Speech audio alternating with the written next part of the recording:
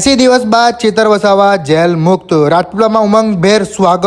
રાજપીપળાના જકાતનાકા ખાતે તેમનું આગમન થતા જ વાતાવરણમાં જુદું જોવા મળ્યું। તેમના સમર્થકો, સગા સંબંધીઓ અને આમ આદમી પાર્ટીના અનેક અગ્રણીઓ તેમજ કાર્યકર્તાઓ ભારે ઉત્સાહ સાથે મોટી સંખ્યામાં ઉપસ્થિત રહ્યા હતા, જેમાં ઈશુદાનભાઈ ગઢવીએ કર્યા ભાજપ પર પ્રહારો। સાંભળો। આદિવાસી સમાજમાં ચેતર વસાવા જેવા સિંહ અને મિત્રો ભાજપની દરેક સ્ટ્રેટેજી ફેલ ગઈ છે। હું પોલીસને ધન્યવાદ કહું છું, ભાજપના નેતાને ધન્યવાદ કહું છું કે તમને જેણે ફોન કર્યો હોય કે ચેતરભાઈને જેલમાં નાખો, એમણે આદિવાસીઓનો લોકનાયક પેદા કરાવી દીધો। જેલથી તો અમે અંગ્રેજો વખતે નથી ડરતા। ભાજપ બનાવો, તમારી હેસિયત શું છે? આજે મિત્રો ચેતર વસાવા ઉપર આખા ગુજરાતને ગર્વ છે। ચેતરભાઈ નો ગુનો શું હતો?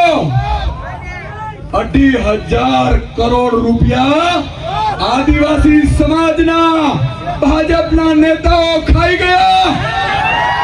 ભાજપના નેતાઓએ કેવડાયું આડકતરી રીતે કે ચેતર વસાવા 2,500 કરોડ રૂપિયા છે, 2 કરોડ, 5 કરોડ, 50 કરોડ, 100 કરોડ। પણ મિત્રો, તમારે તમારા હીરો પર ગર્વ કરવો જોઈએ।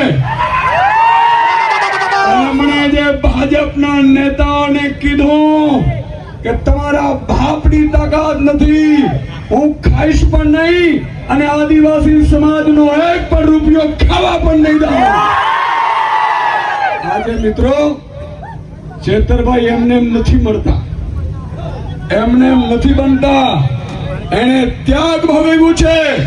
તમે 81 દિવસ સુધી તમે એને હું ઘરે હતા આપણા, અને તમારા મારા માટે આ ચેતરભાઈ વસાવા જેલમાં હતા।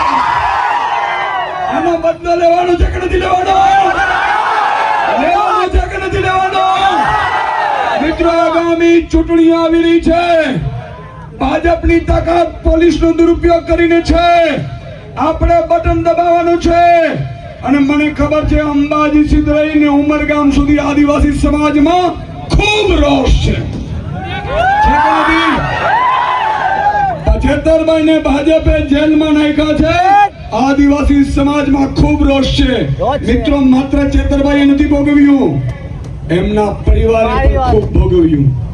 જ્યારે મેં એમના વર્ષાબેન સાથે, શંકુતલાબેન સાથે વાત કરી, હું ઘરે ગયો, મિત્રો આજે એક નાના બાળકને એના બાપથી કે માથી વિછૂટો